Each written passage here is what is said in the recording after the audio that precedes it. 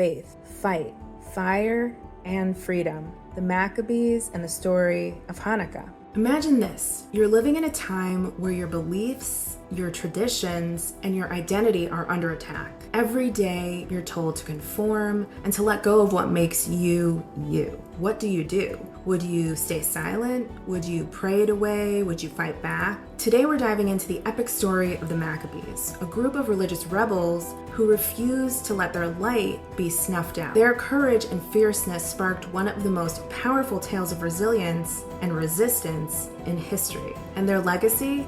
It lives on every year when Jews around the world celebrate Hanukkah, the festival of lights. But how much of the story is fact? How much is legend? And what does it teach us about standing up or fighting for what we believe in? Let's find out.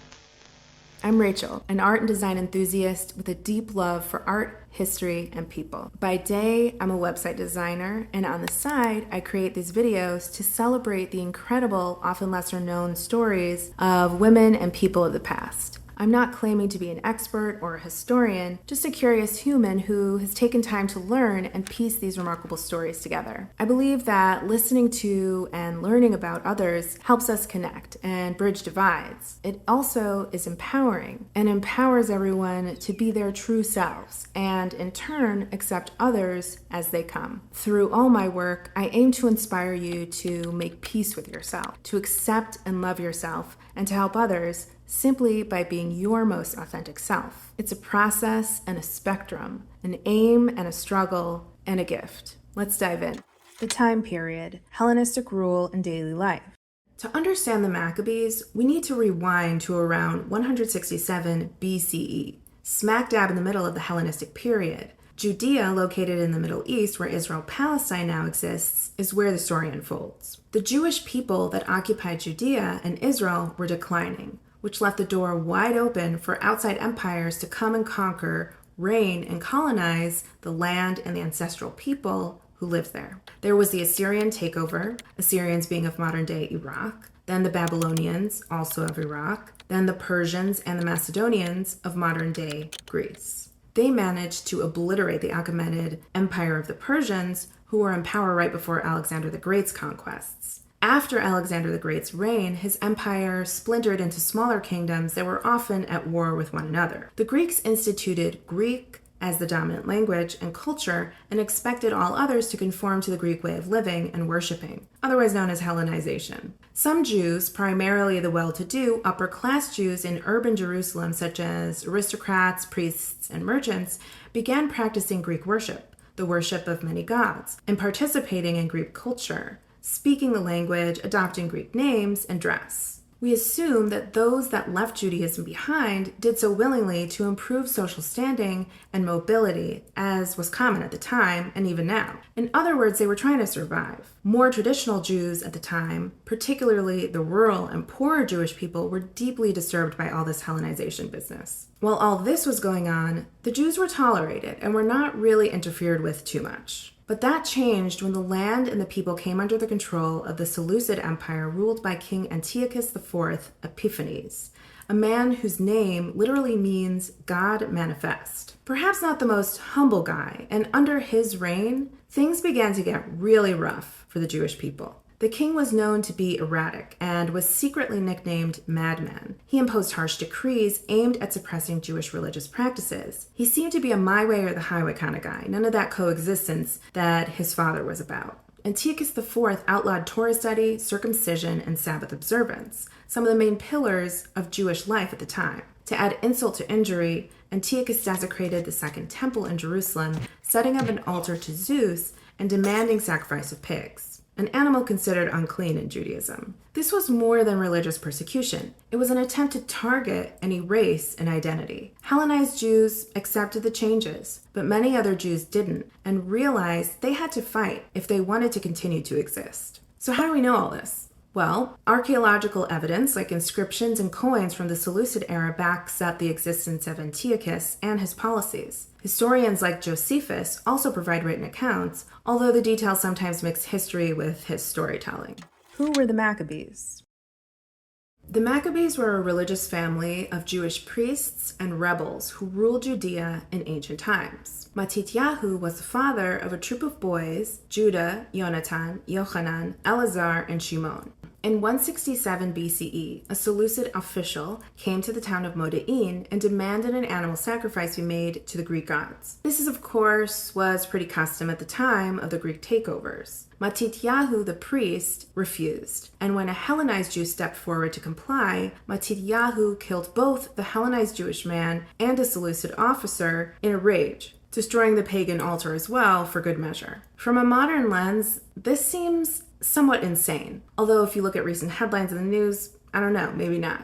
Anyway, knowing that the Maccabees were now considered outcasts by the local government, they fled to the nearby hills. Matityahu and his family were joined by like-minded Jews, the Hasidim, sparking what became the Maccabean revolt. When Matityahu died, Judah, the eldest son, became the leader. Known for his ferocity, bravery, and ruthlessness, he became Judah the Maccabee, meaning the hammer. And let's be real, if your nickname's the Hammer, you're not here to play nice. The Maccabees started as a small, ragtag group of rebels led by Judah and his brothers. They weren't professional soldiers by any means. They were ordinary farmers and shepherds fighting for their faith and the right to exist. What they had was something powerful, a cause they believed in and that was worth fighting for. Now, I'm always looking for women's stories in our history, and we're in luck because this story I'm about to share from the second book of the Maccabees is one of extreme resistance and faith. It's a story so powerful that it has been retold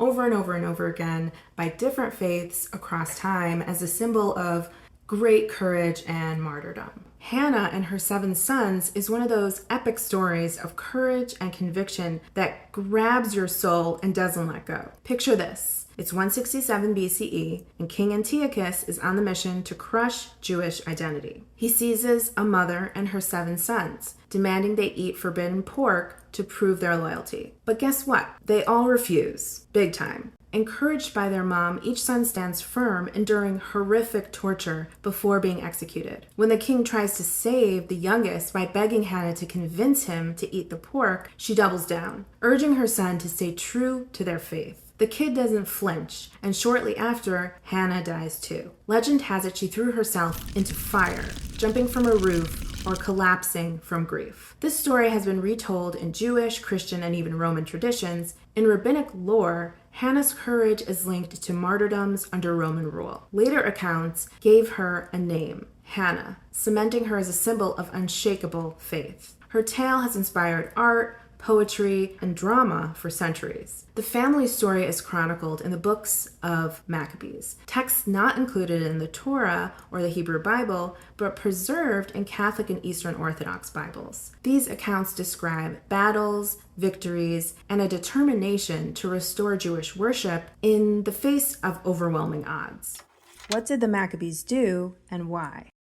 The Maccabees aimed not just to survive, but to reclaim their identity and faith. And that's what they did. After years of brutal fighting, they retook Jerusalem and rededicated the temple that the Romans desecrated. This setting the stage for the Hanukkah story as we know it. Initially, their rebellion targeted Hellenized Jews, destroying towns, pagan altars, and even forcibly circumcising boys to purge Greek influence. That's pretty brutal. This mayhem caught the attention of a Seleucid leader, Apollonius, who would prove to underestimate Judah and his guerrilla tactics. Judah's forces, about 600 men at the time, though small, leveraged their knowledge of the terrain, defeating Apollonius and the formidable Seleucid army, seizing his sword as divine symbol. We can consider it a home court advantage. In 166 BCE, Judah ambushed 4,000 Seleucid troops from atop Beth Horon Mountain, winning another critical battle. While Antiochus dealt with a Parthian invasion up north, Governor Lysias sent 10,000 soldiers to Judea to attack the Jewish Maccabees.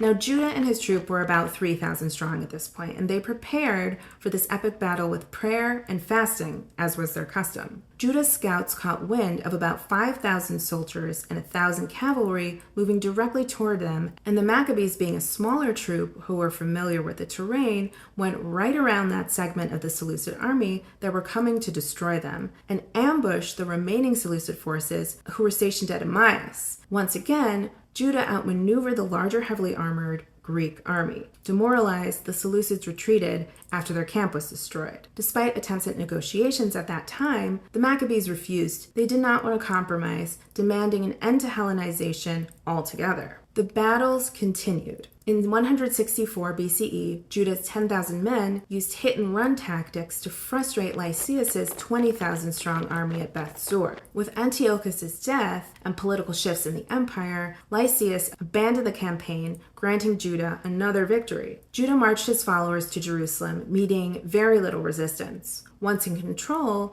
they cleansed the temple, destroyed the altar to Zeus, and removed all the Greek idols that were put up during the occupation. They raised the holy candelabra, or menorah, which according to their custom was to be lit each night. The menorah represented knowledge and creation. According to tradition, the Maccabees found only one jar of oil remaining to light the menorah, yet it miraculously burned for 8 days, inspiring the 8-night celebration of Hanukkah. Now, while the miracle of the oil is not historically verified, it first appears in the Talmud centuries later. The story symbolizes the Maccabees' triumph. It reminds us that even in the darkest times, a small spark of hope can illuminate the way forward. How the Maccabees' legacy connects to Hanukkah today. Today, the Jewish holiday of Hanukkah isn't just about fried potato pancakes or latkes, spinning tops or dreidels, and gifts. Though, let's be honest, those parts are pretty fun. It's about remembering the resilience of a people who refuse to give up their identity when forced. It's about the courage to stand up for what you believe in and when the odds are stacked against you. The Maccabees story resonates on so many levels. It's a tale of cultural survival, a reminder that small acts of defiance can lead to big victories. And in modern times, it takes on new meanings. For example, during the Holocaust, Jewish resistance fighters often invoke the Maccabees as symbols of hope and courage. And today, the story continues to inspire anyone fighting against oppression or injustice. Do we know the story is true?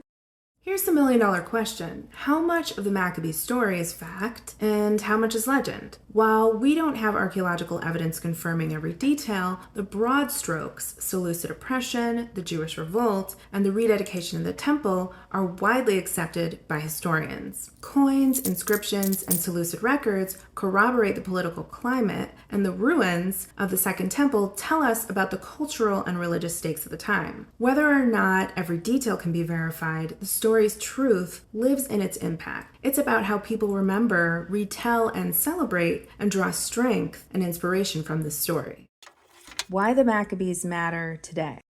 By today's standards, nearly everyone in the story of the Maccabees bears some fault or committed some misdeeds, some more than others. This, of course, was wartime in the ancient world, a time when survival often demanded extreme measures. How do we judge the actions of people living in desperate times, fighting for their identity and existence? The context of their struggle complicates morality, reminding us that history isn't black and white. It's shades of human resilience and imperfection. Yet those ancient stories still resonate today and pretty deeply. They teach us about the lengths people will go to defend their identity and heritage in the face of erasure and total decimation. Some aspects are inspiring, while others are more difficult to reconcile. But one undeniable truth remains. The survival of the Jewish people is a miracle. And while Judah Maccabee and his followers were fierce, their resistance played a vital role in preserving that legacy today. This story is more than just a history lesson. It's a call to action for all people. The Maccabees remind us that when confronted by forces trying to destroy and erase their culture or an aspect of their identity, a small group of determined people can change the course of history. They show us that preserving our own identity, our values, and our light isn't just important, it's essential to survival, to living full, authentic, and worthy lives. And that, my friends, is a story worth celebrating and reminding ourselves of year after year. Until next time, stay bold, stay brave, consider the gray, and keep making peace with yourself and your history.